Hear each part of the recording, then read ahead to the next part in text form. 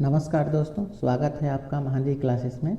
आज के इस वीडियो में हम जानेंगे प्रयोगशाला परिचारक के सिलेबस में शामिल जैव विविधता एवं वर्गीकरण, प्राकृतिक आवास एवं पर्यावरण के घटकों के मध्य अंतर संबंध। तो चलिए वीडियो की शुरुआत करते हैं। आइए हम जान लेते हैं कि इस वीडियो में हम क्या क्या कवर करने वाले हैं। तो सबसे पहले जानेंगे कि जैव विविधता क्या है, उसके प्रकार को देखेंगे, जैव विविधता के महत्व देखेंगे, जैव विविधता के खतरे, उसके बाद जैव विविधता का वितरण कहाँ कहाँ पर है ये देखेंगे। फिर आएंगे कि भारत में जैव विविधता का वितरण कहाँ है, उसके बाद देखेंगे इसके महत्वपूर्ण आंकड़े और आएंगे हॉट स्पॉट पर। फिर देखेंगे जैव विविधता का संरक्षण इन सीटू और एक्स सीटू क्या होता है, तो ये सब देखेंगे। जैव विविधता संरक्षण के कानूनी उपाय देखेंगे, अंतर्राष्ट्रीय प्रयास देखेंगे, इसके अंतर्गत साइट्स, IUCN ये सब क्या होते हैं, रेड डाटा बुक क्या होता है, ये सब जानेंगे। फिर कुछ महत्वपूर्ण शब्दावली देखेंगे जैसे सस्टेनेबल डेवलपमेंट, आर्द्र भूमि, मैंग्रोव। उसके बाद आएंगे हम वर्गीकरण में, और वर्गीकरण के अंतर्गत हम देखेंगे कैरोलस लिनियस का वर्गीकरण जिसको द्विनाम पद्धति कहा जाता है। फिर देखेंगे R.H. विटेकर का 5 जगत प्रणाली। तो वीडियो के अंत तक बने रहिए। अब चलिए शुरुआत करते हैं जैव विविधता से। सबसे पहले हम जान लेते हैं कि जैव विविधता क्या होता है। तो किसी क्षेत्र विशेष में पाए जाने वाले जीवों के विविध प्रकारों को उस क्षेत्र विशेष की जैव विविधता कहा जाता है। तो इस बात का आप ध्यान रखेंगे कि एक निश्चित क्षेत्र में विभिन्न प्रकार के जीव पाए जाते हैं, तो उसी को उस क्षेत्र की जैव विविधता कहा जाता है। इसमें आपको याद रखना है जैव विविधता दिवस कब मनाया जाता है। तो आपको याद रखना है 22 मई, यानी 22 मई को अंतर्राष्ट्रीय जैव विविधता दिवस मनाया जाता है। इसी में आपको याद रख लेना है विश्व जल दिवस, ये 22 मार्च को होता है, और विश्व पृथ्वी दिवस ये 22 अप्रैल को होता है। तो ये तीनों जो है 22 तारीख को है, तो इसलिए इसको एक जगह पे मैंने रखा है। आप इसको याद रख लीजिए। 22 मार्च विश्व जल दिवस, 22 अप्रैल विश्व पृथ्वी दिवस और 22 मई अंतर्राष्ट्रीय जैव विविधता दिवस। तो ये क्रम से है मार्च, अप्रैल, मई, तो इसको आप याद रखेंगे। अब हम देखते हैं जैव विविधता के प्रकार को। तो जैव विविधता 3 प्रकार के होते हैं। एक है प्रजाति विविधता, दूसरा आनुवंशिक विविधता और तीसरा पारिस्थितिक तंत्र विविधता। प्रजाति विविधता क्या होता है, तो इसमें विभिन्न प्रजातियों की संख्या और उनकी विविधता को दर्शाया जाता है। जैसे उदाहरण देखें तो उष्णकटिबंधीय वर्षावन यानी अमेजन के जो जंगल वगैरह होते हैं उसमें हजारों किस्म के पेड़ पौधे, हजारों किस्म के जीव जंतु पाए जाते हैं। तो ये क्या है, इनके प्रजातियों में विविधता है, तो इसको आप याद रखेंगे। दूसरा है आनुवांशिक विविधता, यानी एक ही प्रजाति के भीतर में और विभिन्न उसकी किस्में पाई जाती हैं। तो ये क्या हो गई, आनुवांशिक विविधता। जैसे कि चावल में देखेंगे तो चावल की हजारों किस्में पाई जाती हैं। इसी प्रकार से आम हो गए तो आम के भी हजारों किस्म पाए जाते हैं। तो ये हो गए आनुवंशिक विविधता। तीसरा है पारिस्थितिक तंत्र विविधता, यानी अलग अलग पारिस्थितिक तंत्र जैसे जंगल, रेगिस्तान, समुद्र, नदियाँ, आर्द्र भूमि, इन सब में भी विविधता पाई जाती है। तो इसको कहा जाता है पारिस्थितिक तंत्र विविधता। तो ये हो गए जैव विविधता के प्रकार। अब हम देखते हैं जैव विविधता का महत्व। तो पहला है पारिस्थितिक संतुलन, यानी जैव विविधता पारिस्थितिक तंत्र को स्थिर और स्वस्थ बनाए रखती है। तो इसमें क्या है, खाद्य श्रृंखला, खाद्य जाल वगैरह पाए जाते हैं जिससे पारिस्थितिक तंत्र संतुलित रहता है। एक जीव दूसरे जीव को खाकर पारिस्थितिक तंत्र को संतुलित बनाए रखता है और स्थिर बनाए रखता है। तो इसको आपको याद रखना है। सेकंड है आर्थिक लाभ। आर्थिक लाभ के अंतर्गत आएगा कि इससे हमको भोजन, दवाई, लकड़ी, औषधि, संसाधन, मसाले ये सब प्राप्त होते हैं। तो ये जैव विविधता के महत्व हो गए। तीसरा है जलवायु नियंत्रण, यानी जैव विविधता से हमको ऑक्सीजन प्राप्त होता है, कार्बन डाइऑक्साइड को अवशोषित करता है, कार्बन को अवशोषित करता है। वर्षा के लिए भी जैव विविधता महत्वपूर्ण कारक है, क्योंकि जहाँ पर पेड़ पौधे होंगे वहाँ पर ज़्यादा वर्षा होगी। तो इस तरह से ये हमारे जलवायु को नियंत्रित करता है। ताप नियंत्रण में भी जैव विविधता का महत्व है। लगातार पेड़ पौधे काटे जा रहे हैं, इसलिए तापमान बढ़ रहा है। तो जलवायु नियंत्रण में भी जैव विविधता महत्वपूर्ण कारक है। अगला है खाद्य सुरक्षा, यानी विभिन्न प्रकार की फसलें और पशु प्रजातियां खाद्य सुरक्षा को सुनिश्चित करती है। जितने प्रकार के विविधता पाई जाएगी पशुओं में, पक्षियों में, तो इससे क्या है, खाद्य श्रृंखला या खाद्य जाल विस्तृत होते जाता है, इससे उनकी खाद्य सुरक्षा होती है। अगला है धार्मिक एवं सांस्कृतिक मूल्य। तो जैव विविधता का धार्मिक और सांस्कृतिक मूल्य भी है। जैसे कि पीपल के पेड़ को कुछ लोग पूजते हैं, गंगा नदी की पूजा की जाती है, और राजस्थान में काला हिरण को पूजा जाता है। तो जैव विविधता के धार्मिक और सांस्कृतिक महत्व भी हैं, तो इसको आपको याद रखना है। नेक्स्ट हम आते हैं जैव विविधता के खतरे। तो लगातार जंगलों की कटाई हो रही है। शहरीकरण के कारण जैव विविधता खतरे में है, जंगल सीमित होते जा रहे हैं। कृषि का विस्तार होते जा रहा है, इससे जंगलों को काटा जा रहा है। जलवायु परिवर्तन, जलवायु परिवर्तन से भी जैव विविधता को खतरा है। प्रदूषण, ये सबसे बड़ा खतरा है और इसके लिए मनुष्य कारक है। अति दोहन, यानी संसाधनों का अति दोहन, जंगलों का अति दोहन, ये सब क्या है, जैव विविधता के लिए बहुत खतरनाक है। और इसी के अंतर्गत है मछली पकड़ना, शिकार करना, पेड़ पौधों की अत्यधिक कटाई। तो ये क्या है, अति दोहन है। आवश्यकता से अधिक हम इनको मार रहे हैं या काट रहे हैं। विदेशी प्रजातियों का आक्रमण, यानी कई पारिस्थितिक तंत्र में ऐसे विदेशी प्रजाति आ जाते हैं जो कि अन्य जीवों को मार के खा जाते हैं। तो ये भी जैव विविधता के लिए एक खतरा है, तो इसको आपको याद रखना है। अब हम आगे बढ़ते हैं, जानते हैं जैव विविधता का वितरण। तो क्या जैव विविधता सभी जगह एक समान है? तो नहीं, आपको याद रखना है कि जैव विविधता का वितरण असमान होता है, यानी अलग अलग जगह पर जैव विविधता अलग अलग होती है। कहीं पर विविधता अधिक होती है तो कहीं पर कम होती है। तो आपको याद रखना है कि जैव विविधता का वितरण असमान है। अब जैव विविधता के वितरण के लिए कारक क्या क्या हैं, किस वजह से जैव विविधता असमान होता है? तो पहला तापमान, वर्षा, मौसम परिवर्तन, अक्षांश, ऊंचाई, मिट्टी की प्रकृति, जंगल, समुद्र, रेगिस्तान, आर्द्र भूमि, वनों की कटाई, शहरीकरण, प्रदूषण, प्रजाति की अनुकूलन क्षमता। तो इन सब के कारण भी जैव विविधता का वितरण असमान है। जैसे कि हम देखें तापमान, तो जहाँ पर तापमान अधिक होगा तो वहाँ पर बारिश भी अधिक होगी। अब बारिश अधिक होने से वहाँ जैव विविधता अधिक होगी, पेड़ पौधे की किस्में अधिक होंगी, जो छोटे छोटे जीव जंतु हैं, सांप, बिच्छू, छिपकली, ये सब ज़्यादा मात्रा में पाए जाएंगे। उदाहरण के लिए हम जान सकते हैं अमेजन का जंगल, तो वो भूमध्य रेखा में पाया जाता है और भूमध्य रेखा में सर्वाधिक तापमान होता है, जिससे वहाँ पर रोज़ बारिश होती है और जिसके कारण से विविधता भी ज़्यादा पाई जाती है।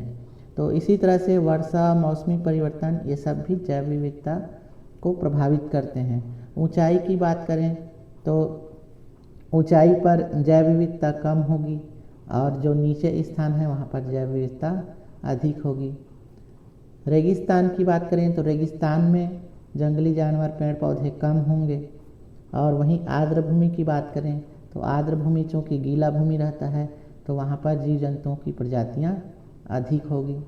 तो इस तरह से ये जितने कारक हैं, वर्षा, तापमान, ऊंचाई, मिट्टी की प्रकृति, ये सभी जो है जैव विविधता को प्रभावित करते हैं। तो इसको आपको एक बार पढ़ लेना है। अब हम आगे बढ़ते हैं, देखते हैं भूमध्य रेखा की ओर जैव विविधता अधिक होती है और ध्रुवों की ओर कम होती है। तो ये जैसे पृथ्वी होता है, इसके बीच में भूमध्य रेखा होती है। तो भूमध्य रेखा के आसपास यहाँ पर सर्वाधिक जैव विविधता पाई जाती है और इधर ध्रुव होता है, उत्तरी ध्रुव, और इधर दक्षिणी ध्रुव। तो भूमध्य रेखा से जैसे जैसे हम उत्तरी ध्रुव या दक्षिणी ध्रुव की ओर आएंगे तो जैव विविधता कम होती जाती है। इसको आपको याद रखना है। इसके अलावा निचले क्षेत्रों में अधिक जैव विविधता होती है और ऊंचाई वाले स्थान पर कम जैव विविधता होती है। तो इसको आपको याद रखना है कि निचला स्थान, जैसे कि अगर हम हिमालय पर्वत का उदाहरण लें तो हिमालय के जो तराई क्षेत्र हैं, निचले वाले स्थान हैं, वहाँ पर जैव विविधता अधिक होगी और जो उसके ऊपर वाले स्थान हैं वहाँ पर जैव विविधता कम होगी, क्योंकि वो जीवों के रहने के लिए अनुकूल नहीं होगा। ऊपर में क्योंकि बर्फ़ जमी रहती है, ठंड ज़्यादा पड़ती है, पेड़ पौधे भी उतने मात्रा में नहीं होते हैं। तो इस बात को आपको ध्यान में रखना है कि ऊंचाई पर जैव विविधता कम होती है और निचले स्थान पर जैव विविधता अधिक होती है। तो इसको आपको याद रखना है। इसके अलावा द्वीप में स्थानिक प्रजातियां अधिक होती है लेकिन कुल विविधता कम होती है। इसको भी आपको याद रखना है। जैसे कि अंडमान निकोबार द्वीप हो गया तो वहाँ पर स्थानिक विविधता अधिक होगी। स्थानिक विविधता मतलब किसी विशेष स्थान पर एक विशेष प्रजाति के जीव जंतु या पेड़ पौधे पाए जाते हैं, तो इसको कहा जाता है स्थानिक विविधता या स्थानिक प्रजातियाँ। नेक्स्ट हम देखते हैं तो आर्द्र भूमि, दलदली क्षेत्र, समुद्र का तटीय क्षेत्र और मैंग्रोव वन, इनमें जैव विविधता अधिक होती है। तो इसको भी आपको याद रखना है। अब हम आगे बढ़ते हैं। वैश्विक स्तर पर जैव विविधता का वितरण कहाँ कहाँ पर है, इसको हम देख लेते हैं। तो सबसे पहला है उष्णकटिबंधीय क्षेत्र। उष्णकटिबंधीय क्षेत्र मतलब भूमध्य रेखा के आसपास का क्षेत्र, इसको उष्णकटिबंधीय क्षेत्र कहा जाता है। तो ये भूमध्य रेखा के आसपास के क्षेत्र हैं और यहाँ पर सर्वाधिक जैव विविधता पाई जाती है। क्यों पाई जाती है? क्योंकि ये सूर्य के सबसे नज़दीक में होता है। जैसे यहाँ पर सूर्य है तो सूर्य प्रकाश सबसे ज़्यादा कहाँ पड़ेगा? भूमध्य रेखा पर पड़ेगा, जिससे कि यहाँ पर अधिक बारिश होती है और यही कारण है कि यहाँ पर जैव विविधता भी सर्वाधिक है। यहाँ पर मौसम परिवर्तन भी जल्दी से नहीं होता है, लगभग समान बना रहता है। तो ये भी इसका कारण है। इसके उदाहरण हम देख लेते हैं। तो अमेजन का वर्षा वन, कांगो बेसिन और दक्षिण पूर्व एशिया के जंगल। इसके कारण देख लीजिए क्यों यहाँ पर जैव विविधता सर्वाधिक है। तो यहाँ की जलवायु स्थिर है, यहाँ अधिक सूर्य का प्रकाश पहुँचता है और लंबा विकास का समय मिलता है। यानी जलवायु स्थिर है यहाँ पर। जैसे कि अपने यहाँ 3-3 महीने में मौसम बदल जाता है, लेकिन वहाँ पर मौसम नहीं बदलता। वहाँ पर साल भर वर्षा ही होती है और साल भर हल्की हल्की धूप भी पड़ती है। तो वहाँ पर जलवायु स्थिर है। यही कारण है कि जो जीव हैं उनको विकास करने के लिए लंबा समय मिल जाता है। जबकि जहाँ पर जलवायु हर 3-3 महीने में चेंज होता है तो वहाँ पर किसी एक जीव को या एक पौधे को विकास करने के लिए उतना समय नहीं मिल पाता। अगला है शीतोष्ण क्षेत्र। ये क्षेत्र है मध्य अक्षांश वाले क्षेत्र, जैसे कि यूरोप और उत्तरी अमेरिका। मध्य अक्षांश मतलब ये जैसे पृथ्वी होती है, ये भूमध्य रेखा है, तो यहाँ वाले क्षेत्र मध्य अक्षांश वाले क्षेत्र, जैसे कि यूरोप और उत्तरी अमेरिका। तो इनकी विशेषताएं क्या हैं? तो यहाँ पर मध्यम तापमान होता है, यहाँ पर मौसम परिवर्तन होते रहता है। यही कारण है कि यहाँ पर जैव विविधता कम होती है।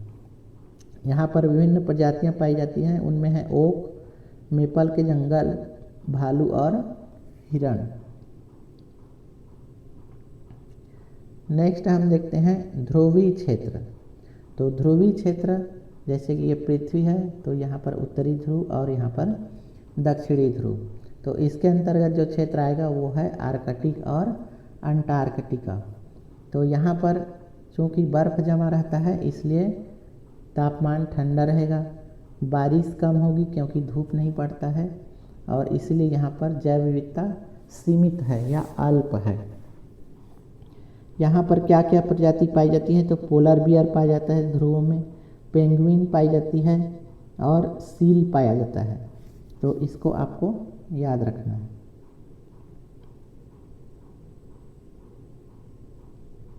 नेक्स्ट है हॉट स्पॉट क्षेत्र। तो कुछ हॉट स्पॉट क्षेत्र होते हैं जहाँ पर जैव विविधता बहुत ज़्यादा पाई जाती है, जैसे कि कैरिबियन द्वीप, मेडागास्कर द्वीप और भारत का पश्चिमी घाट। तो ये कुछ हॉट स्पॉट क्षेत्र हैं जहाँ पर जैव विविधता अत्यधिक होती है। इसको हम आगे डिटेल से डिस्कस करेंगे कि हॉट स्पॉट क्या होता है। अभी हम आगे बढ़ते हैं, देखते हैं कि भारत में जैव विविधता का वितरण कैसे है, कहाँ कहाँ पर है और कितना है। तो भारत एक मेगा जैव विविधता क्षेत्र है। इसको आपको याद रखना है कि भारत क्या है, मेगा जैव विविधता क्षेत्र है, यानी कि यहाँ पर जैव विविधता बहुत ज़्यादा है, जिसमें वैश्विक प्रजातियों का 8% हिस्सा है। यानी पूरे विश्व में जितनी जैव विविधता है उसमें भारत का हिस्सा कितना है, तो 8% है। ये आपको याद रखना है। अब हम देखते हैं कि जैव विविधता भारत में कहाँ कहाँ पर सर्वाधिक है। तो पहला है पश्चिमी घाट। पश्चिमी घाट कहाँ पर है, तो ये भारत का निचला हिस्सा है। तो यहाँ इस वाले क्षेत्र, इसको बोलते हैं पश्चिमी घाट। तो पश्चिमी घाट की तुलना में अधिक है। यहाँ पर ये गलत हो गया है, ये पश्चिमी घाट नहीं है, ये पूर्वी घाट है। इसको आपको याद रखना है। तो पूर्वी घाट की तुलना में, यानी ये नक्शा हो गया भारत का निचला हिस्सा, इसको आपको याद रखना है। तो इधर क्या है, पश्चिमी घाट है और इधर पूर्वी घाट है।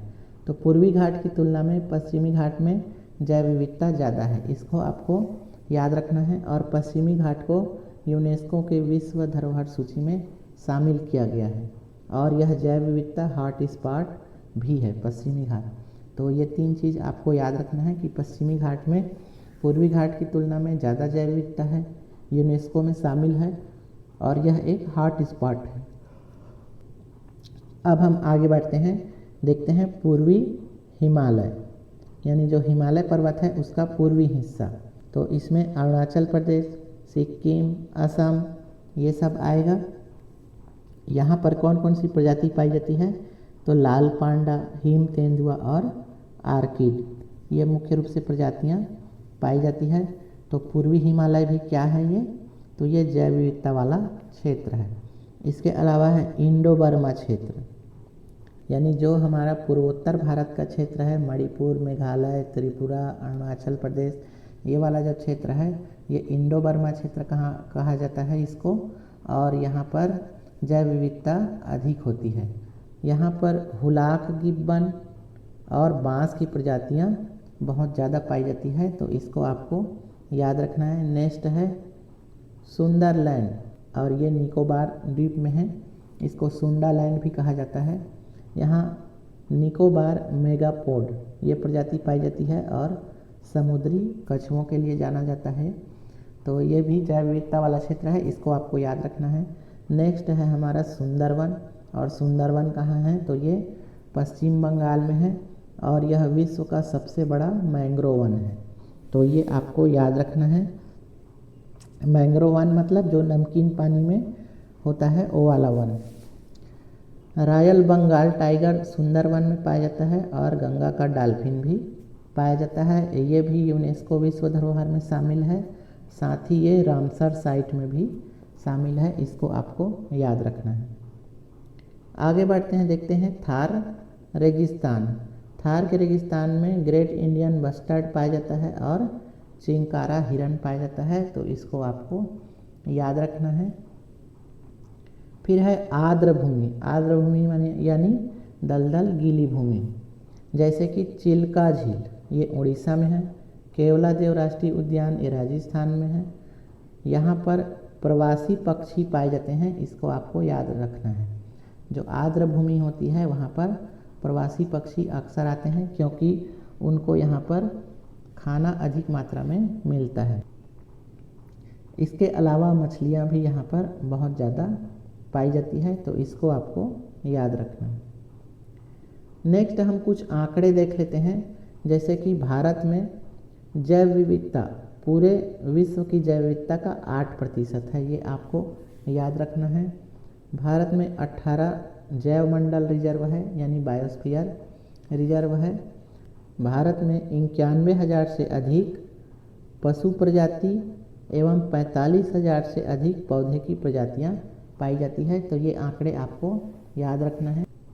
साथ ही आपको याद रखना है कि भारत में जितनी जैव विविधता पाई जाती है उसमें 70% जैव विविधता जंतुओं में पाई जाती है और 22% पादपों में पाई जाती है। जंतुओं में जो जैव विविधता पाई जाती है उसमें कशेरुकों में, मछलियों में सर्वाधिक जैव विविधता पाई जाती है, जबकि अकशेरुकी में सर्वाधिक संख्या कीटों की होती है। तो ये आपको याद रखना है कि 70% जैव विविधता जंतुओं में जो पाई जाती है उसमें अकशेरुकी में सर्वाधिक संख्या कीटों की होती है और कशेरुकी जो जंतु होते हैं, प्राणी होते हैं, उसमें सर्वाधिक संख्या मछलियों की होती है। तो इसको आपको याद रखना है। अब हम देखते हैं हॉट स्पॉट। हॉट स्पॉट क्षेत्र क्या होते हैं?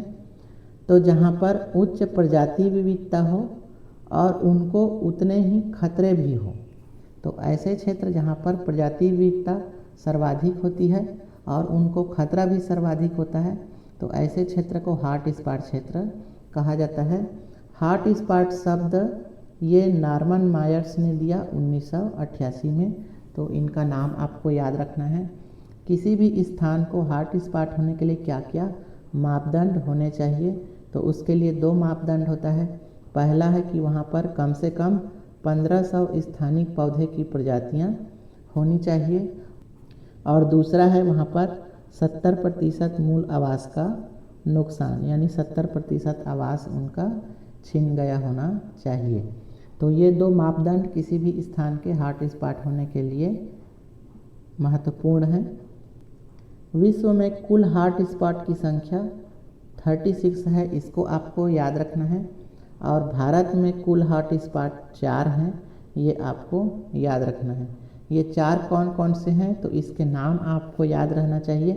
पहला है पश्चिमी घाट, दूसरा है पूर्वी हिमालय, तीसरा इंडो बर्मा क्षेत्र और चौथा है सुंडा लैंड। तो ये 4 जो है भारत में हॉट स्पॉट हैं। पश्चिमी घाट को सह्याद्री पर्वत भी कहा जाता है और ये विश्व धरोहर में शामिल है। पूर्वी हिमालय में गिद्ध, बाघ, गैंडे, जंगली भैंसे ये सब पाए जाते हैं। इसके अलावा इंडो बर्मा जो क्षेत्र है यहाँ पर चूना पत्थर की संरचनाएं पाई जाती है। पौधे की बहुत ज़्यादा विविधता है यहाँ पर। सरीसृप और मोलस्का, घोंघा जैसे जीव जंतुओं की विविधता भी यहाँ पर पाई जाती है। और सुंडा लैंड यहाँ पर विश्व का सबसे बड़ा पुष्प रेफ्लेक्सिया पाया जाता है, ये आपको याद रखना है। अब हम आगे बढ़ते हैं, जानते हैं जैव विविधता संरक्षण। तो जितनी ज़्यादा जीवों में विविधता पाई जाती है, खतरे भी उनमें उतने ही ज़्यादा हैं। तो इनको संरक्षण किस तरीके से किया जाता है ये हम देख लेते हैं। तो जैव विविधता संरक्षण 2 तरीके से किया जाता है। पहला है इन सीटू संरक्षण और दूसरा है एक्स सीटू संरक्षण। इन सीटू को स्वस्थानीय संरक्षण, एक्स सीटू को पर स्थानीय संरक्षण कहा जाता है। अब देखते हैं इन सीटू क्या होता है। तो जीवों को उनके प्राकृतिक आवास में ही सुरक्षित करना इन सीटू संरक्षण कहा जाता है। इसमें आप इंग्लिश नाम को याद रखिए, इन सीटू और एक्स सीटू को, क्योंकि हिंदी नाम में कई प्रकार की विविधता होती है, कई बार अलग अलग नाम भी दिए रहते हैं। तो आप इन सीटू और एक्स सीटू को याद रखिए। तो जीवों को उनके प्राकृतिक आवास में ही, जैसे कोई जंगल में रहता है तो जंगल में ही, समुद्र में रहता है तो समुद्र में ही, रेगिस्तान में रहता है तो रेगिस्तान में ही, तो वहीं पर उनको सुरक्षा प्रदान की जाती है। इसको कहा जाता है इन सीटू संरक्षण। इसमें सबसे महत्वपूर्ण है आपको उनके एग्जाम्पल्स याद रखने चाहिए। एग्जाम्पल देके पूछा जाता है कि इनमें से कौन सा इन सीटू है और कौन सा एक्स सीटू है। तो आपको याद रखना है राष्ट्रीय उद्यान यानी नेशनल पार्क। तो इसमें क्या है, पूरे जंगल को नेशनल पार्क घोषित किया जाता है। तो ये इन सिटू के उदाहरण हैं। वन्य जीव अभ्यारण्य, इसमें भी जंगली जानवर को बाहर निकाल के संरक्षित नहीं किया जाता, बल्कि उनके प्राकृतिक स्थान जंगल में ही उनको संरक्षित किया जाता है। फिर है जैवमंडल संरक्षण यानी बायोस्फीयर रिजर्व। इसी तरह से स्थानिक जाति संरक्षण यानी किसी विशेष स्थान पर विशेष प्रकार की प्रजातियां पाई जाती है तो उनको उसी स्थान पर संरक्षित करना स्थानिक जाति संरक्षण कहा जाता है। तो ये इन सिटू के उदाहरण है। अगला है हॉट स्पॉट संरक्षण, यानी जहाँ पर बहुत ज़्यादा विविधता पाई जाती है उस क्षेत्र को हॉट स्पॉट क्षेत्र घोषित कर दिया जाता है। तो ये क्या है, इन सिटू संरक्षण है, क्योंकि उनको हम वहीं पर सुरक्षित कर रहे हैं, अलग से उसको निकाल के ला नहीं रहे हैं। तो इन सिटू संरक्षण में इतना आपको याद रखना है। अब हम देखते हैं एक्स सिटू संरक्षण।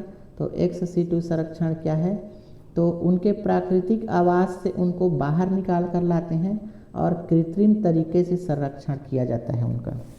तो ये आपको याद रखना है, इन सिटू में प्राकृतिक आवास में संरक्षण दिया जाता है, जबकि एक्स सिटू में प्राकृतिक आवास से बाहर निकालकर उनको कृत्रिम तरीके से संरक्षित किया जाता है। जैसे कि चिड़ियाघर, तो चिड़ियाघर में क्या है, हम शहर में एक चिड़ियाघर बना देते हैं और उसमें जंगली जानवर को लाके रखते हैं, तो ये एक्स सिटू है, यानी उनके प्राकृतिक स्थान में हम उसका संरक्षण ना करके उसको वहाँ से निकाल के अलग से चिड़ियाघर में संरक्षित कर रहे हैं। तो ये एक्स सिटू है। इसी तरह से जंगल सफारी, तो जंगल सफारी आपको याद रखना है, वाइल्ड लाइफ सफारी। वनस्पति उद्यान, ये भी क्या है, एक्स सिटू है। इसी प्रकार से नर्सरी जो हम लगाते हैं तो ये क्या है, एक्स सिटू संरक्षण है। हर्बेरियम, ये भी एक्स सिटू है। इसी तरह से बीज बैंक, अंडा बैंक, जीन बैंक, इसमें क्या है, हम लेबोरेटरी में इन सब को संरक्षित करते हैं। तो ये कृत्रिम तरीके से करते हैं, इसलिए ये सब एक्स सिटू संरक्षण है। कृत्रिम तरीके से उदक का संवर्धन किया जाता है, जैसे केले, गन्ने, आर्किड, तो इनका प्रयोगशाला में संरक्षण किया जाता है, इसलिए कृत्रिम उदक संवर्धन भी एक्स सिटू है। नेक्स्ट है हमारा क्रायो प्रिजर्वेशन। तो क्रायो प्रिजर्वेशन क्या होता है, शुक्राणु, अंडाणु, भ्रूण आदि को बहुत कम तापमान पर संरक्षित करके रखा जाता है, इसको कहा जाता है क्रायो प्रिजर्वेशन। इसमें जो दुर्लभ प्रजातियां हैं उनके अंडाणु शुक्राणु को प्रिजर्व करके रखा जाता है। और किस में प्रिजर्व करते हैं, तो आपको याद रखना है द्रव नाइट्रोजन, तो ये भी पूछा जाता है। नेक्स्ट है क्लोनिंग, यानी किसी जीव के क्लोन वगैरह बनाना, तो ये भी कृत्रिम तरीके से होता है, तो ये भी क्या है, एक्स सिटू संरक्षण है। अब हम कुछ और संरक्षण के बारे में बात करते हैं कि जीवों को या वनस्पतियों को कानूनी उपाय के द्वारा भी संरक्षित किया जाता है, उनका बचाव किया जाता है। तो इसको आपको याद रखना है, वन्य जीव संरक्षण अधिनियम 1972, ये वन्य जीव की सुरक्षा के लिए लाया गया था। तो वन्य जीव संरक्षण, इसके आपको डेट याद रखना है 1972। जैव विविधता अधिनियम, ये 2002 में लाया गया था। किसके लिए है, तो जैव विविधता संरक्षण और टिकाऊ उपयोग के लिए है। नेक्स्ट है राष्ट्रीय जैव विविधता प्राधिकरण, यानी नेशनल बायोडाइवर्सिटी अथॉरिटी। तो ये जैव विविधता अधिनियम 2002 के अंतर्गत लाया गया एक प्राधिकरण है, तो इसको भी आपको याद रखना है। नेक्स्ट है प्रोजेक्ट टाइगर, तो ये 1973 में लाया गया था, ये बंगाल टाइगर के लिए लाया गया था। एक अगला है प्रोजेक्ट एलिफेंट, यानी इसमें हाथियों का संरक्षण किया जाता है। नेक्स्ट है चीता पुनरुत्पादन, यह प्रोजेक्ट 2022 में लाया गया था, जहां अफ्रीका से 8 चीते लाए गए थे और उसको मध्य प्रदेश के कूनो राष्ट्रीय उद्यान में रखा गया है। तो इसे भी आपको याद रखना है, चीता पुनरुत्पादन 2022 में शुरू किया गया था। नेक्स्ट है गिद्ध संरक्षण, तो गिद्धों का संरक्षण किया जाता है। इसमें डाइक्लोफेनाक पर प्रतिबंध लगा दिया गया है, क्योंकि इससे गिद्धों को बहुत ज़्यादा खतरा है। ये गिद्ध प्रजनन केंद्र, ये भी गिद्ध संरक्षण में आएंगे। संरक्षित क्षेत्र, जैसे कि कुछ क्षेत्र को संरक्षित किया जाता है किसी विशेष जानवर या पौधे के लिए, जैसे कि काजीरंगा, तो ये गेंडे के लिए संरक्षित क्षेत्र है। सुंदरवन ये बाघ के लिए है। गिर राष्ट्रीय उद्यान ये एशियाई शेर के लिए है। तो इन सब को आपको याद रखना है कि कौन कौन सा प्राधिकरण बना, कौन से अधिनियम आए, प्रोजेक्ट टाइगर, एलिफेंट प्रोजेक्ट, ये सब क्या है, तो इनको भी आपको याद रखना है। ये क्या है, ये सरकारी प्रयास है जो जैव विविधता को बचाने के लिए किया गया है। तो इनको आपको एक एक करके याद रखना है। अब अगला हम देखते हैं मैंग्रोव फॉर द फ्यूचर। तो ये क्या है, तटीय जैव विविधता संरक्षण के लिए इसको बनाया गया है, यानी मैंग्रोव वन के सुरक्षा के लिए। नेक्स्ट है पर्यावरण संरक्षण अधिनियम। तो ये बना 1986 में। इनके वर्ड्स आपको याद रखना है। पर्यावरण संरक्षण कब बना, प्रोजेक्ट टाइगर कब लाया गया, जैव विविधता वर्ष कब घोषित किया गया, तो ये सब आपको याद रखना है। अब हम देखते हैं अंतर्राष्ट्रीय प्रयास, यानी जैव विविधता संरक्षण के लिए अंतर्राष्ट्रीय स्तर पर क्या क्या प्रयास किया गया। तो सबसे पहला है इसमें CBD। CBD के फुल फॉर्म आपको याद रखना है, कन्वेंशन ऑन बायोलॉजिकल डाइवर्सिटी। ये 1992 में लाया गया। इसके वर्ड्स भी आपको याद रखना है। क्यों लाया गया, तो जैव विविधता संरक्षण के लिए, और यह एक वैश्विक समझौता है, इसको भी आपको याद रखना है। इसी के अंतर्गत बाद में कार्टाजेना प्रोटोकॉल लागू किया गया। तो ये भी आपको याद रखना है। कार्टाजेना प्रोटोकॉल क्या है, तो ये CBD का ही हिस्सा है, जिसको GMO यानी जेनेटिकली मॉडिफाइड ऑर्गेनिज्म और LMO लिविंग मॉडिफाइड ऑर्गेनिज्म के सुरक्षित हस्तांतरण, उपयोग और प्रबंधन को सुनिश्चित करने के लिए लाया गया है। तो जो जेनेटिकली मॉडिफाइड पौधे एवं जंतु होते हैं, तो उनके सुरक्षित हस्तांतरण और उनके सुरक्षित उपयोग प्रबंधन के लिए इसको लाया गया कार्टाजेना प्रोटोकॉल। उदाहरण देख लेते हैं, बीटी ब्रिंजल यानी बीटी बैगन और बीटी काटन। तो ये सब क्या है, तो ये जेनेटिकली मॉडिफाइड पौधे हैं। तो इसके सुरक्षित हस्तांतरण के लिए, सुरक्षित उपयोग के लिए कार्टाजेना प्रोटोकॉल लाया गया। तो आपको सिर्फ इसमें इतना याद रखना है कि कार्टाजेना प्रोटोकॉल किससे संबंधित है, तो ये जेनेटिकली मॉडिफाइड ऑर्गेनिज्म यानी GMO और LMO से संबंधित है। तो अब हम नेक्स्ट आगे देखते हैं साइट्स। सबसे पहले आपको साइट्स के फुल फॉर्म याद होने चाहिए। Convention on international trade in endangered species of wild fauna and flora. तो ये इतना आपको याद रहना चाहिए। इसमें कई बार इसके लेटर्स के फुल फॉर्म पूछ दिया जाता है कि E का क्या मतलब है, I का क्या मतलब है, तो ये आपको पूरा याद रहना चाहिए। अब साइट्स के उद्देश्य क्या है, तो लुप्त प्राय प्रजातियों के अवैध व्यापार को रोकना और टिकाऊ व्यापार को सुनिश्चित करना। कुछ जानवर जैसे गेंडे वगैरह हो गए, हाथी हो गए, तो इनके सींग को, हिरन के, शेर के, इनके खाल को तस्कर लोग शिकार करके बेच देते हैं। तो उसको रोकने के लिए साइट्स को लाया गया। इसकी स्थापना 1973 में की गई और वाशिंगटन में इसका हस्ताक्षर किया गया और 1975 से आपको ये लागू मिलेगा। तो आपको याद रखना है कि साइट्स 1973 में स्थापित किया गया, लेकिन ये लागू 1975 में हुआ। इसके सदस्य देश वर्तमान में 184 है और भारत 1976 से इसका सदस्य है। नेक्स्ट देखते हैं हम IUCN रेड लिस्ट। सबसे पहले इसके फुल फॉर्म आपको याद रखना है। IUCN का फुल फॉर्म है international union for conservation of nature, और IUCN की स्थापना 1964 में की गई थी। ये भी आपको याद रखना है। IUCN का उद्देश्य क्या है, तो लुप्त प्राय प्रजातियों की स्थिति का मूल्यांकन करना। यानी ये जो IUCN है, ये एक रेड लिस्ट जारी करती है जिसमें लुप्त प्राय प्रजातियों की स्थिति का वर्णन रहता है। तो इसको आपको याद रखना है। IUCN का फुल फॉर्म, इसका उद्देश्य क्या है, तो लुप्त प्राय प्रजातियों की स्थिति का मूल्यांकन। और इसमें भारत की कौन कौन सी संस्थाएं सहयोग देती है, तो जूलॉजिकल सर्वे ऑफ इंडिया और बॉटनिकल सर्वे ऑफ इंडिया। तो ये रेड डाटा बुक के लिए भारत की तरफ से डाटा कलेक्शन करती है, तो इसको भी आपको याद रखना है। IUCN 9 श्रेणियों में अपनी डाटा जारी करती है।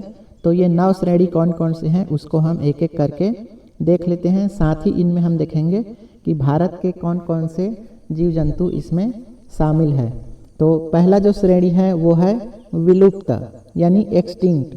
इसको EX से शॉर्टकट में डिनोट किया जाता है। तो इसमें वे प्रजातियां शामिल होती है जो पूरी तरह से समाप्त हो गई होती हैं। तो विलुप्त में पूरी तरह से समाप्त प्रजाति को रखा जाता है। और भारत का भारतीय चीता, गुलाबी सिर वाला बतख और हिमालयी बटेर, इन तीनों को विलुप्त श्रेणी में शामिल किया गया है। तो ये आपको याद रखना है।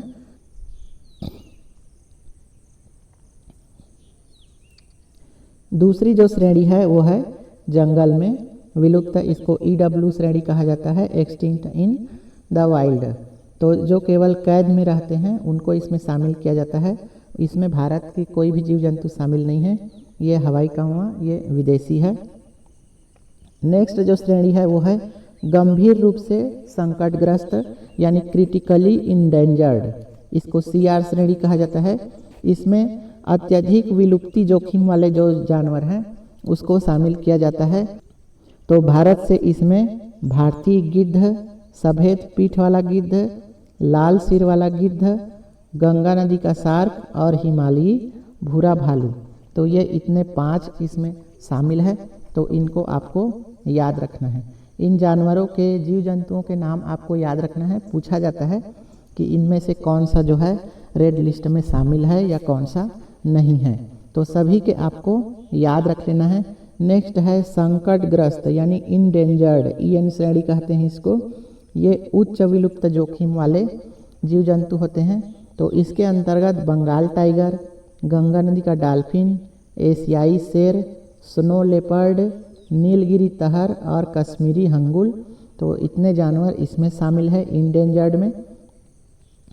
अगली जो श्रेणी है वो है सुभेद्य श्रेणी यानी वल्नरेबल श्रेणी। ये मध्यम विलुप्ति जोखिम वाले जानवर होते हैं। तो भारत की तरफ से इसमें भारतीय गेंडा को, बारहसिंघा को, लायन टेल्ड मकाक को और ग्रेट इंडियन बस्टर्ड और डुगोंग, तो इतने जानवर इसमें वल्नरेबल में शामिल है। नेक्स्ट है लगभग संकटग्रस्त यानी एंटी नियर थ्रेटेंड। इसमें भविष्य में संकटग्रस्त होने वाले जानवरों को शामिल किया जाता है। इसमें भारत का शामिल है गंगा डॉल्फिन, हुलाक गिब्बन, लाल पांडा और निकोबार मेगापोड, तो ये भी आपको याद रखना है। 7वीं श्रेणी है न्यूनतम चिंता वाली श्रेणी यानी लीस्ट कंसर्न LC श्रेणी।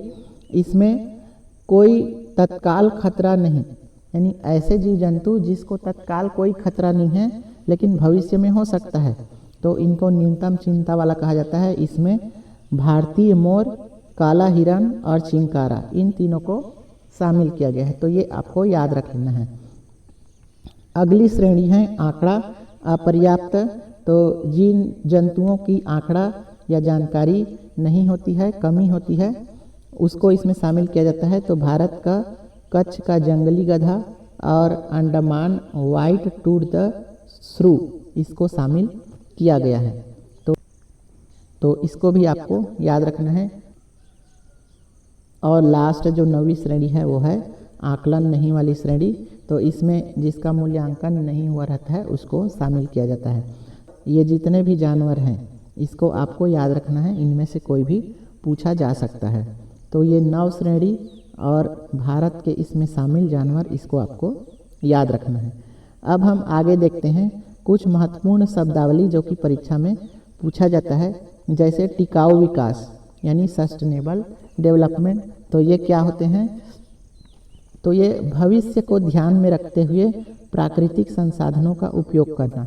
तो ये टिकाऊ विकास या सस्टेनेबल डेवलपमेंट कहलाता है, यानी संसाधनों का ऐसा उपयोग जो कि भविष्य के लिए सुरक्षित करते हुए जिसका उपयोग किया जाए। इसके अंतर्गत जैविक खेती, वृक्षारोपण और पुनर्जनन कार्यक्रम, इनको शामिल किया जाता है। तो सस्टेनेबल डेवलपमेंट आप याद रखेंगे। भविष्य शब्द आपको दिख जाए तो वो क्या है, सस्टेनेबल डेवलपमेंट है, यानी भविष्य को ध्यान में रखते हुए संसाधनों का उपयोग। नेक्स्ट है मूंगा चट्टान यानी कोरल रीफ, तो ये समुद्री पारिस्थितिक तंत्र में पाया जाता है और ग्रेट बैरियर रीफ दुनिया का सबसे बड़ा मूंगा चट्टान है, इसको आपको याद रखना है। नेक्स्ट है आर्द्र भूमि यानी वेटलैंड कहा जाता है, ये जलमग्न क्षेत्र होते हैं और भारत में सुंदरवन, कच्छ का क्षेत्र, ये सब क्या है, आर्द्र भूमि है, तो ये भी आपको याद रखना है। नेक्स्ट है मैंग्रोव, तो ये तटीय क्षेत्र होते हैं, तटीय दलदल क्षेत्र, मतलब समुद्र के किनारे का ऐसा क्षेत्र जो हमेशा पानी से युक्त रहता है, जैसे कि सुंदरवन का डेल्टा, तो वो क्या है, मैंग्रोव क्षेत्र है और ये दुनिया का सबसे बड़ा मैंग्रोव क्षेत्र है, इसको आपको याद रखना है। अगला है जूलॉजिकल सर्वे ऑफ इंडिया, तो ये भारत में पशु प्रजाति के अध्ययन करता है, और बॉटनिकल सर्वे ऑफ इंडिया, तो ये भारत में पौधे का अध्ययन करता है, और ये दोनों जो है IUCN के लिए रेड डाटा लिस्ट तैयार करता है भारत की तरफ से। नेक्स्ट है एंडेमिक प्रजाति, तो ये क्या होता है, इसको भी आपको याद रखना है। तो विशिष्ट क्षेत्र में पाई जाने वाली प्रजाति क्या होती है, एंडेमिक प्रजाति होती है, तो इसको आपको याद रखना है।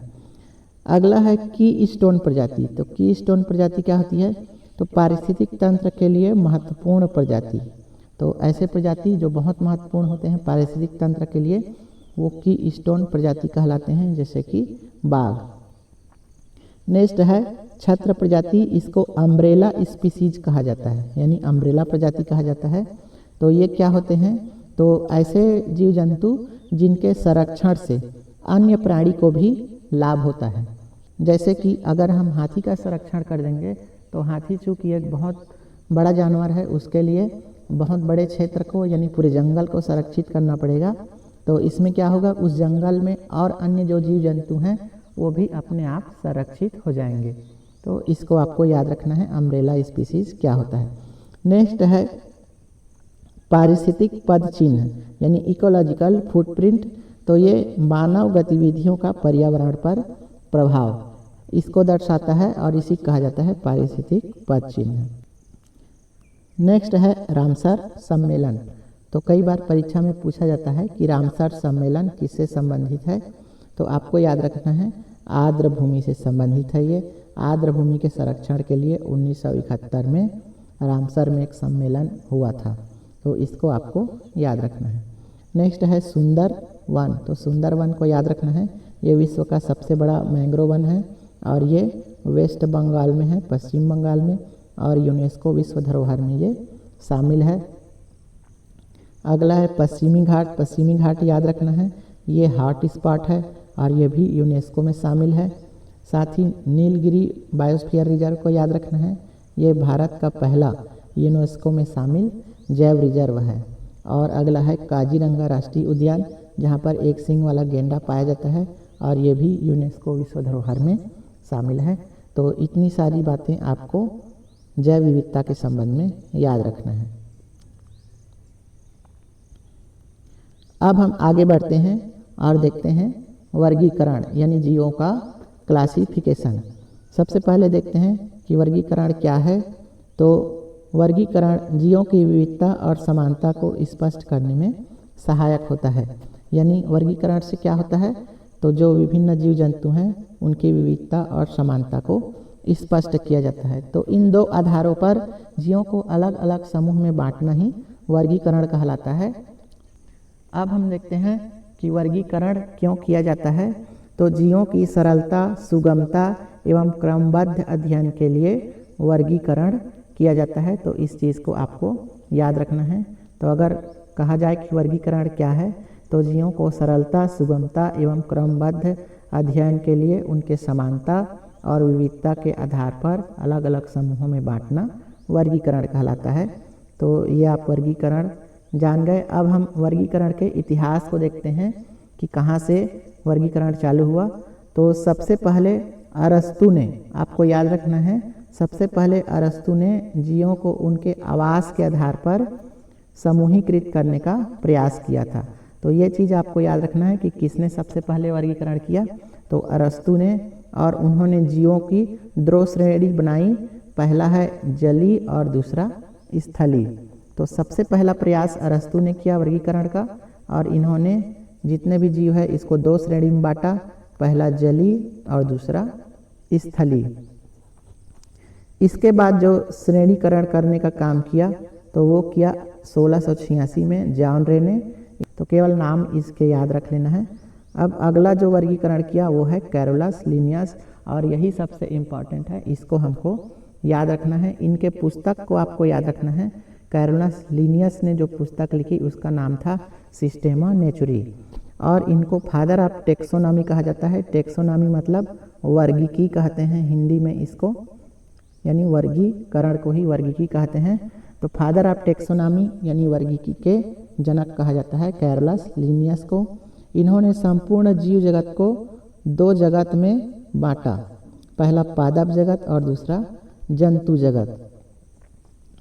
तो ये आपको याद रखना है। साथ ही आपको याद रखना है कि सबसे पहले पदानुक्रम कैरोलस लिनियस ने किया है। पदानुक्रम को ही हायरार्की कहा जाता है। यहाँ पर हम मनुष्य का पदानुक्रम देख लेते हैं। तो कितने भाग में इन्होंने पदानुक्रम किया, तो पहला है जगत यानी किंगडम, फिर संघ यानी फाइलम, वर्ग क्लास, गण ऑर्डर, कुल फैमिली, वंश जीनस, और जाति को स्पीसीज कहा। तो इतने तरह से इन्होंने पदानुक्रम किया। अब मनुष्य के पदानुक्रम को यहाँ पर हम देख लेते हैं। इसमें से प्रश्न बन सकता है, इसको आप देख लीजिएगा। जैसे मनुष्य को कौन से किंगडम में रखा गया है, तो एनिमेलिया किंगडम में रखा गया है। मनुष्य का संघ क्या है, तो कार्डेटा संघ है। मनुष्य का वर्ग क्या है, तो इसका वर्ग है मेमेलिया। गण कौन सा है, तो प्राइमेट्स गण में मनुष्य आता है, तो ये आपको याद रखना है। कुल कौन सी है, तो होमोनिडी कुल है। वंश कौन सा है, होमो। जाति है सेपियंस। तो इसमें से प्रश्न बन सकता है, ये मोस्ट इम्पॉर्टेंट हो जाता है। इसको आपको याद रखिए कि मनुष्य कौन से वर्ग में आता है, कौन से गण में आता है, कौन सी फैमिली में आता है, कौन से स्पीसीज में आता है। तो इसको आप एक एक करके सातों चीज़ें आप याद रख लीजिए। अब हम आगे देखते हैं द्विनाम पद्धति। तो कैरोलस लिनियस ने ही द्विनाम पद्धति दिया। तो कैरोलस लिनियस के संबंध में आपको दो चीज़ें याद रखना है, एक है द्विनाम पद्धति और दूसरा है पदानुक्रम। तो ये दो चीज़ जो है कैरोलस लिनियस ने दिया। इसके अलावा कैरोलस लिनियस को फादर ऑफ टेक्सोनॉमी कहा जाता है। तो द्विनाम पद्धति, तो इन्होंने इसमें क्या किया, तो जीवों के नामकरण की पद्धति इन्होंने बताई, जिसको द्विनाम पद्धति कहा गया। तो दो शब्दों से इन्होंने नामकरण किया, जिसमें से पहला जो शब्द है वो उसके वंश को बताता है और दूसरा शब्द उसकी जाति को बताता है। ठीक है, जैसे कि यहाँ पर मेंढक का नाम राना टिग्रिना है, तो राना इसका वंश है और टिग्रिना इसकी जाति है। तो इसको आपको याद रखना है। दूसरा इन्होंने बताया कि जीव के नाम का पहला अक्षर अंग्रेजी के कैपिटल लेटर में होगा और बाकी जो अक्षर है वो सब स्मॉल लेटर में होंगे। तो जैसे ये राना टिग्रिना है तो इसमें आर जो है कैपिटल लेटर में है और बाकी सब स्मॉल लेटर में है। और द्विनाम पद्धति में तीसरी बात इन्होंने बताई कि इसको इटालिक में लिखा जाता है।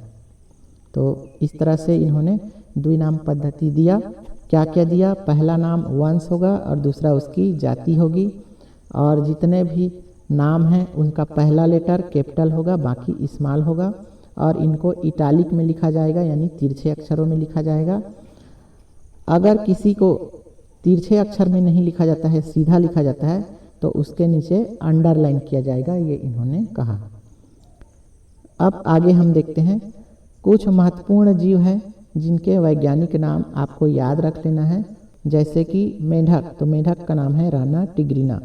शेर का नाम है पैंथेरा लियो। गौरैया का नाम है पैसर डोमेस्टिक्स और मनुष्य का नाम है होमो सेपियंस। इसमें आपको पहला नाम क्या है और दूसरा अक्षर क्या है उसको भी आपको याद रख लेना है। तो पहला अक्षर इसकी वंश को बताता है और दूसरा उसके जाति को बताता है, तो इसको भी आपको ध्यान में रखना है। अब हम आते हैं 5 जगत प्रणाली पर। तो 5 जगत प्रणाली RH विटेकर ने दिया था, इसको भी आपको याद रखना है। कब दिया 5 जगत प्रणाली? तो 1969 में, और वर्तमान में ये प्रचलित प्रणाली है। इन्होंने पूरे जीव जगत को 5 भागों में, 5 किंगडम में क्लासीफाई किया।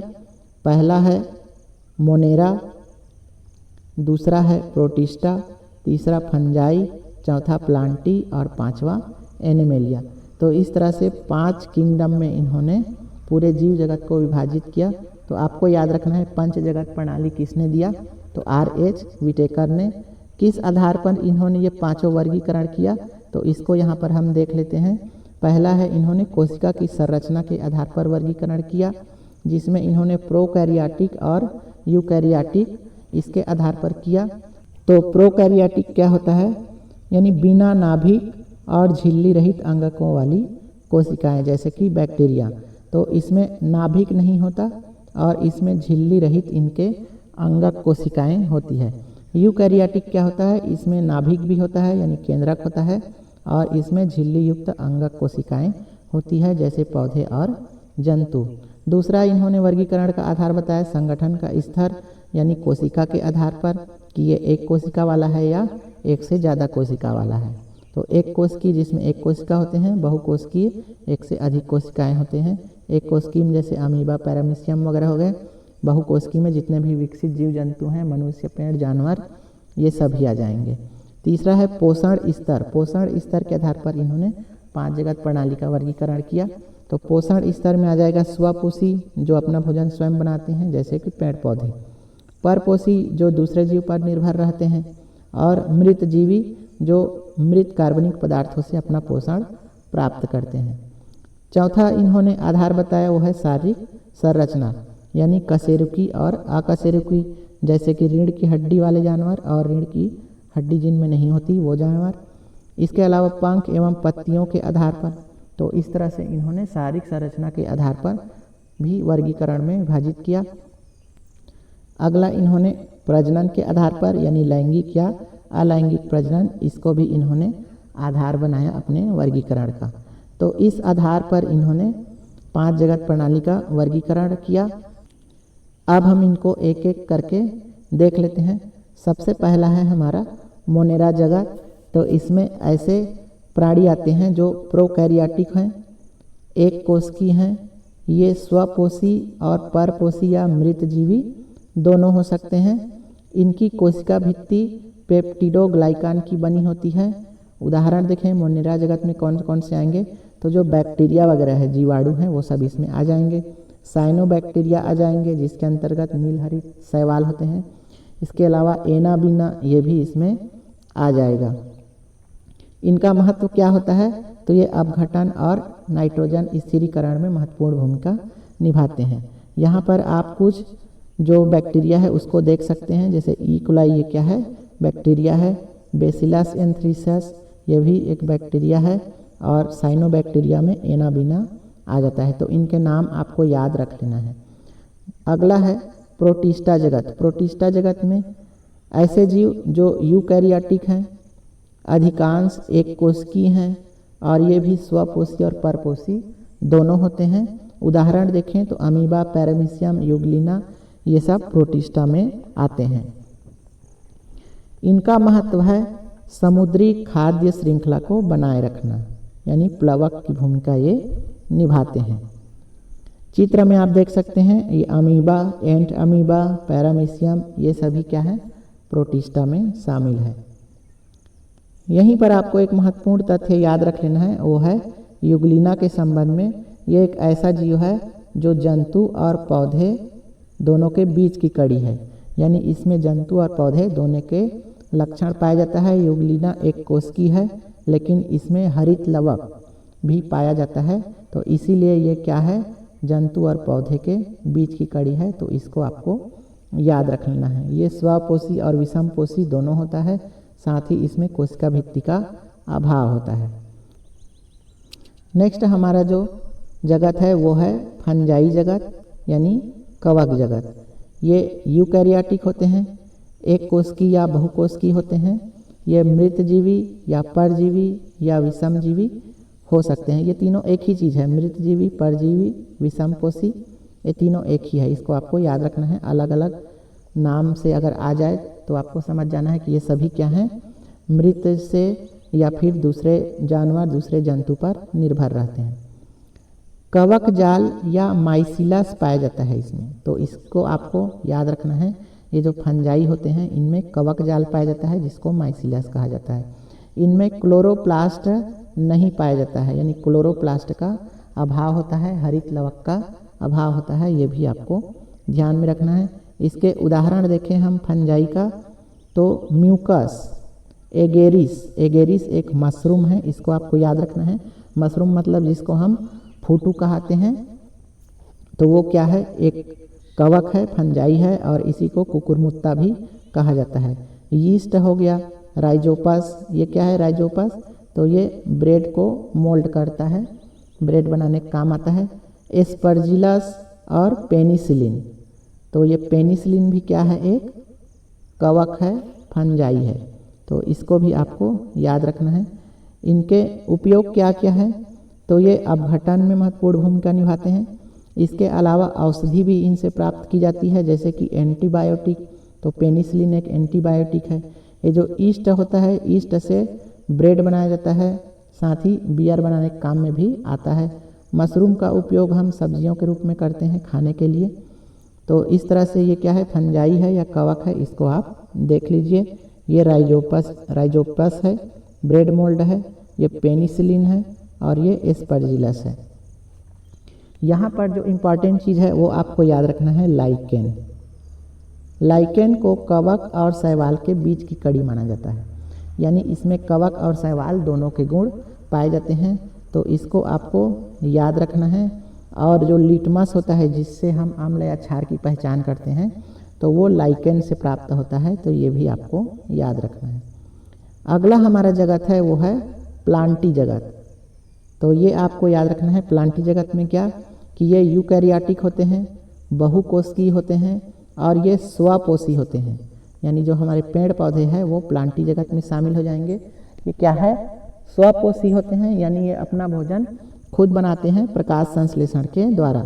इनमें हरित लवक पाया जाता है, और इनकी कोशिका भित्ति सेल्यूलोज की बनी होती है, ये भी आपको याद रखना है। उदाहरण की बात करें तो प्लांटी जगत में शैवाल शामिल हो जाएंगे। शैवाल को हम स्थानीय भाषा में काई कहते हैं, जो कि पानी में जमी रहती है, घाटों में जमी रहती है। मांस हो गया, फर्न हो गया, और पेड़, ये सब क्या है, प्लांटी जगत में शामिल है। इनका महत्व क्या है, तो ये ऑक्सीजन उत्पादन में अपनी भूमिका निभाते हैं, साथ ही इनका उपयोग हम भोजन के रूप में करते हैं। यहाँ पर इनके आप चित्र देख सकते हैं कौन कौन से प्लांटी जगत में शामिल है। तो यह है स्पाइरोगायरा, यानी एक काई है, फ्यूनेरिया है, मार्केंसिया है, फर्न है, साइकस, ये नीम का पेड़ है, ये नारियल का पेड़ है, ये नागफनी का पेड़ है। तो ये सभी क्या है, प्लांटी जगत में शामिल है, ये सारे जो है प्लांट हैं। अब इनके बारे में हम कुछ विशेष तथ्य जान लेते हैं, जैसे कि शैवाल हो गया, जो काई होता है, तो इनमें जड़, तना या पत्ती नहीं होता है, इसको आपको याद रखना है। फ्यूनेरिया जो कि मांस है, इसमें पत्ती एवं जड़ राइजोट्स का बना होता है, जिससे ये जल खनिज लवण का अवशोषण करते हैं, इसको आपको याद रखना है। तो ये राइजोट्स क्या है, तो यहाँ पर आप देख सकते हैं, जैसे ये फ्यूनेरिया है, तो ये इसके राइजोट्स हैं, तो इसी से ये खनिज लवण को अवशोषित करते हैं। इनको ब्रायोफाइटा समूह में रखा गया है, तो ये इम्पॉर्टेंट हो जाता है। फ्यूनेरिया या मांस को किस में रखा गया है, तो ब्रायोफाइटा समूह में रखा गया है। अन्य उदाहरण इसकी बात करें तो रिक्सिया और मर्केसिया, ये भी इसमें आ जाता है। अब दूसरा जो महत्वपूर्ण तथ्य है वो है फर्न के बारे में, इसको टेरिडोफाइटा वर्ग में रखा गया है। और तीसरा है अमरबेल, तो अमरबेल ये प्लांटी जगत में आता है, इसमें हरित लवक नहीं पाया जाता, ये आपको याद रखना है, और ये एक परजीवी होता है। तो इस तरह से प्लांटी जगत के बारे में इतने इम्पॉर्टेंट तथ्य। अब हम अगला जो जगत देखते हैं वो है एनिमेलिया, यानी कि जंतु जगत। इसमें सभी विकसित जीव जंतु और प्राणी आ जाएंगे। ये यूकैरियोटिक होते हैं, ये आपको याद रखना है। बहुकोशिकीय होते हैं, परपोषी होते हैं, और कोशिका भित्ति इनमें नहीं पाया जाता। यानी परपोषी कैसे होते हैं, तो ये अपने भोजन के लिए दूसरे पर निर्भर रहते हैं। जैसे कि मनुष्य किस पर निर्भर रहता है, तो पेड़ पौधे, साग सब्जी और जीव जंतु पर निर्भर रहता है। इसी तरह से जानवर क्या है, दूसरे जानवर पर निर्भर रहता है, पेड़ पौधे घास पर निर्भर रहता है। इसमें हरित लवक का अभाव होता है, तो ये भी आपको याद रखना है। हरित लवक का अभाव होता है, कोशिका भित्ति का अभाव होता है। ये अपना पोषण यानी भोजन किसके द्वारा ग्रहण करते हैं, तो अंतर ग्रहण द्वारा ग्रहण करते हैं। यानी इनमें मुंह, चोंच या चूसक नली होती है जिसके द्वारा ये अपने भोजन को ग्रहण करते हैं। इनमें प्रचलन अंग होता है, यानी एक स्थान से दूसरे स्थान पर जाने के लिए इनमें विशेष अंग होता है जिसको प्रचलन अंग कहते हैं। जैसे कि मनुष्य का पैर और जीव जंतुओं के, जानवरों के पैर, चिड़ियों के पैर। उदाहरण मानव, पक्षी, कीड़े, शेर, मैना, मछली, हाइड्रा, फीता कृमि, केंचुआ, घोंघा, बिच्छू, सितारा मछली, ये सभी क्या है, विकसित जीव हैं। तो जितने भी विकसित जीव हैं वो सब एनिमेलिया यानी जंतु जगत के हैं। ये खाद्य श्रृंखला में और पारिस्थितिक संतुलन में महत्वपूर्ण भूमिका निभाते हैं। चित्र में यहाँ पर आप देख सकते हैं। तो इस तरह से हमने पंच जगत को एक एक करके देख लिया। अब यहाँ पर हम इसको तुलनात्मक अध्ययन करेंगे। सबसे पहले देखते हैं हम कोशिका के प्रकार के बारे में। तो आपको याद रखना है कि केवल जो मोनेरा है ये प्रोकैरियोटिक है, यानी ये बिना नाभिक का है, और बाकी जितने जो 4 जगत हैं, प्रोटिस्टा, फंजाई, प्लांटी और एनिमिलिया, ये सभी यूकैरियोटिक हैं। तो आपको केवल एक को याद रखना है, मोनेरा ही प्रोकैरियोटिक है, बाकी सभी यूकैरियोटिक है। दूसरा हम बात करें कोशिका संरचना के आधार पर, तो मोनेरा एक कोश की है, ये याद रखना है। प्रोटिस्टा और फंजाई, तो प्रोटिस्टा और फंजाई ये एक कोश की और बहुकोश की दोनों हो सकते हैं। अधिकांश प्रोटिस्टा एक कोश की होती हैं, ये याद रखना है, लेकिन कुछ बहुकोश की भी होते हैं। तो मोनेरा केवल एक कोश की होता है। प्रोटिस्टा और फंजाई ये एक कोश की या बहुकोश की दोनों हो सकते हैं। और प्लांटी और एनिमिलिया ये तो बहुकोश की ही होंगे, इसको आपको याद रखना है। अगला जो वर्गीकरण का आधार है वो है कोशिका भित्ति। तो आपको याद रखना है मोनेरा में कोशिका भित्ति होती है और इसकी कोशिका भित्ति पेप्टिडोग्लाइकान की बनी होती है। प्रोटिस्टा में भी होती है कोशिका भित्ति और ये सेलुलोज की बनी होती है। फंजाई में जो कोशिका भित्ति होती है वो काइटिन की बनी होती है। प्लांटी में भी सेलुलोज की बनी होती है और एनिमिलिया में कोई भी कोशिका भित्ति नहीं होती। इसमें आपको क्या याद रखना है, तो इसमें आपको याद रखना है कोशिका भित्ति के संबंध में कि केवल एनिमिलिया में ही कोशिका भित्ति नहीं होती, बाकी सब में कोशिका भित्ति पाई जाती है। तो ये जितने 4 हैं शुरू के, इनमें कोशिका भित्ति पाई जाती है, जबकि एनिमिलिया में ही नहीं पाई जाती।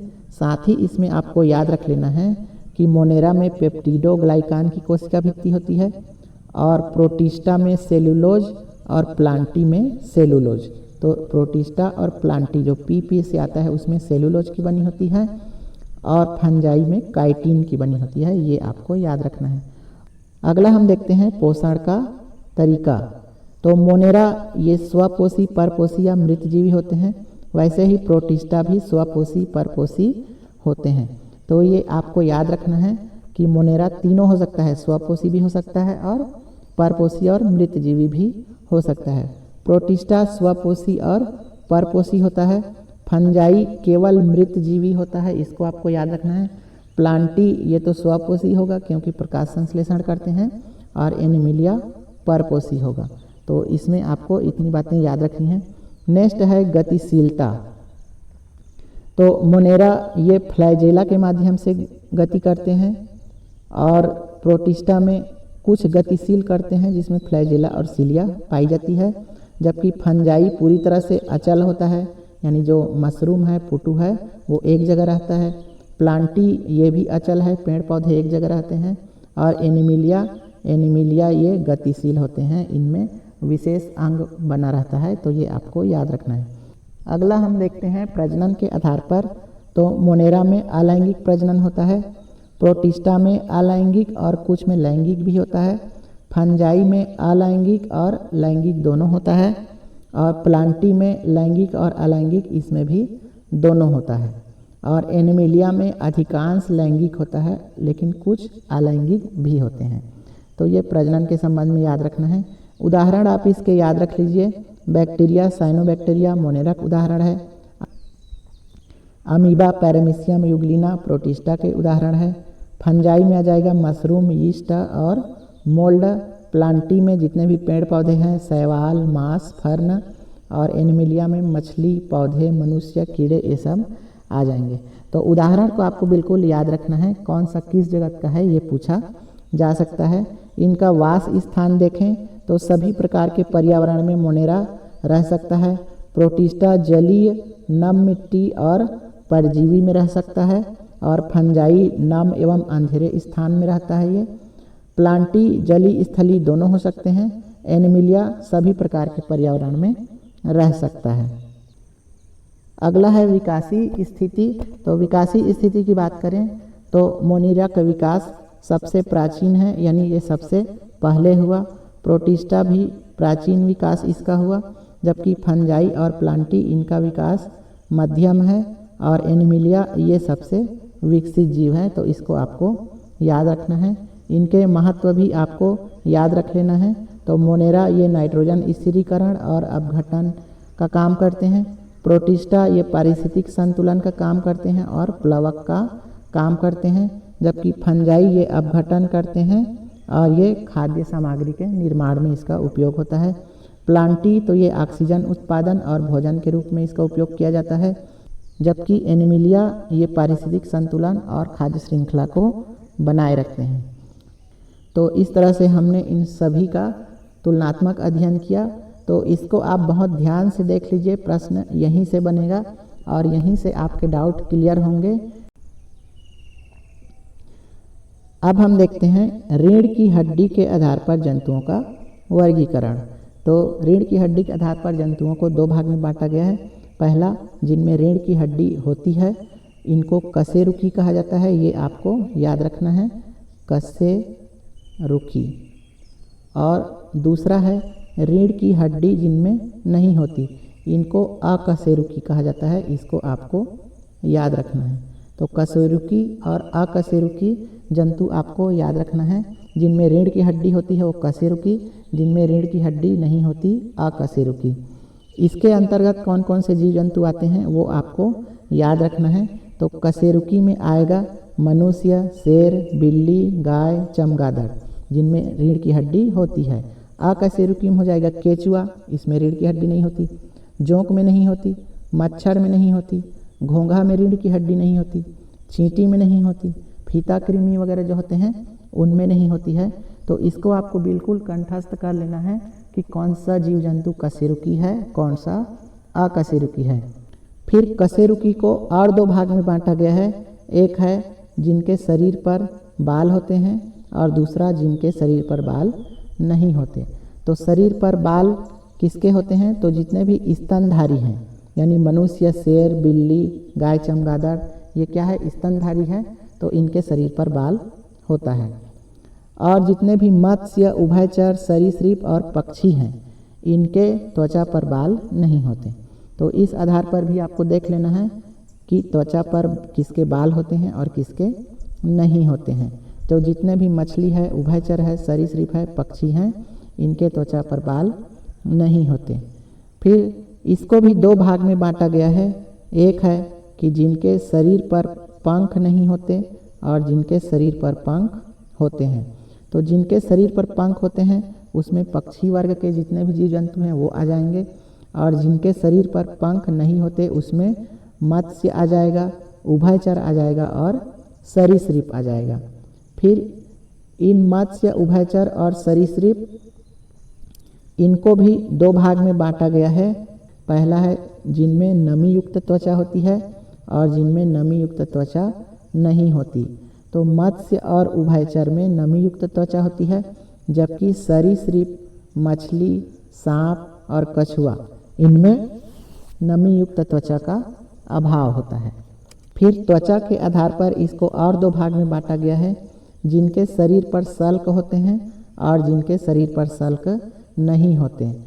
तो जितने भी मत्स्य हैं, मछलियां हैं, उनके शरीर पर सल्क होते हैं, जबकि जितने भी उभयचर हैं, मेंढक, टोड वगैरह, तो इनके शरीर पर सल्क नहीं होते। तो जंतुओं के इस वर्गीकरण को आपको अच्छे से देख लेना है, यहाँ से प्रश्न बनने के चांस बहुत ज़्यादा है।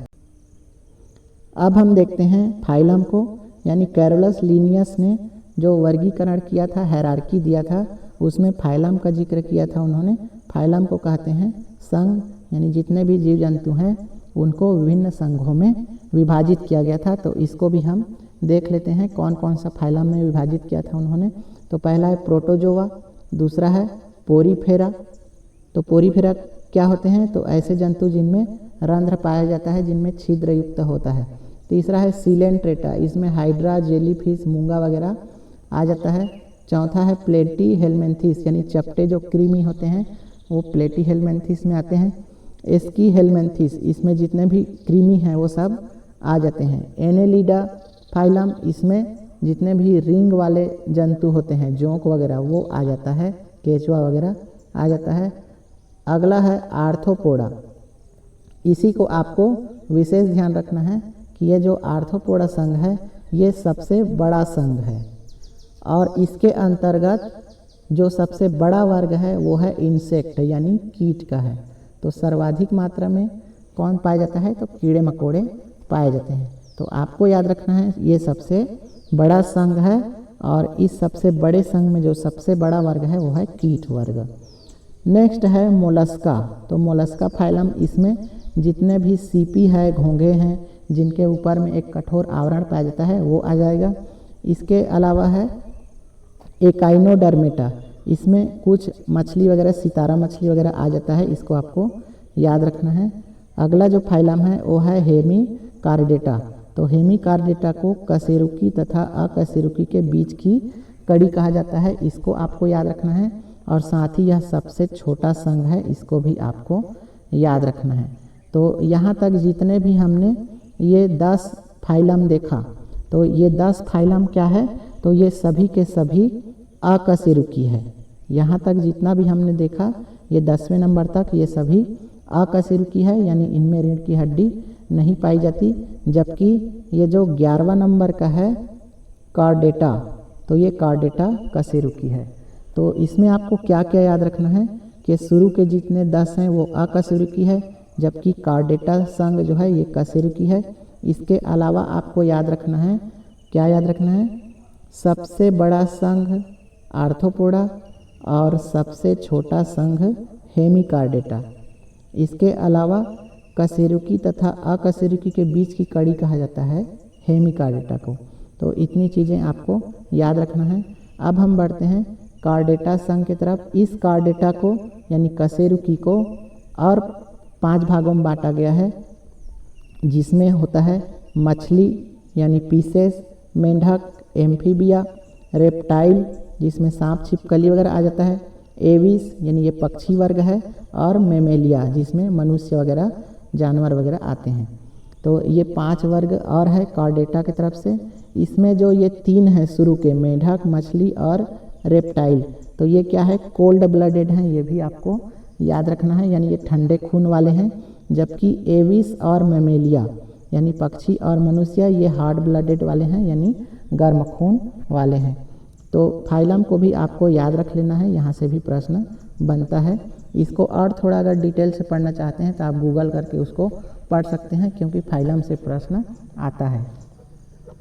अब है पादप जगत का वर्गीकरण पुष्प के आधार पर यहाँ पर बताया गया है, तो इसको भी आपको याद रख लेना है। जैसे कि पुष्पीय पौधे, तो पुष्पीय पौधे के 2 भाग में बांटा गया है। एक है बीज आवरण रहित, यानी जिसके बीज के खोल नहीं होते, ऊपर में आवरण नहीं होते हैं, और जिनके बीज में आवरण होता है, यानी उसके ऊपर में खोल होता है उसको।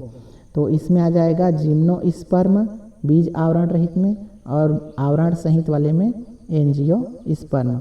तो ये आपको याद रख लेना है। अब एंजियोस्पर्म को और 2 भाग में बांटा गया है। एक है एक बीज पत्री और एक है द्विबीज पत्री। यानी जिसमें एक बीजपत्र होता है एक बीजपत्री, और जिसमें एक से अधिक बीजपत्र होता है वो द्विबीजपत्री। जैसे कि एक बीजपत्री में गेहूं और मक्का, और द्विबीजपत्री में चना, मटर और मूंग। तो इनकी और विशेषताएं क्या क्या है? तो एक बीजपत्री इनमें झकड़ा जड़ें पाई जाती हैं, यानी इनकी जड़ें जो है फैली हुई रहती हैं, जबकि द्विबीजपत्री में मूसला जड़ें पाई जाती है। एक सिंगल जड़ होता है, जैसे मूली वगैरह का जो होता है जड़ वो। फिर है एक बीजपत्री में समांतर शिराविन्यास पाई जाती है, जबकि द्विबीजपत्री में जालिकावत शिराविन्यास पाई जाती है। तो इसको आपको याद रखना है। तो जैव विविधता एवं वर्गीकरण के संबंध में इतनी सारी बातों को आपको कंठस्थ कर लेना है। उम्मीद है कि मैं आपको जैव विविधता के संबंध में और वर्गीकरण के संबंध में समझा पाया। तो आज के वीडियो में बस इतना ही। मिलते हैं अगले वीडियो में, तब तक के लिए बहुत बहुत धन्यवाद।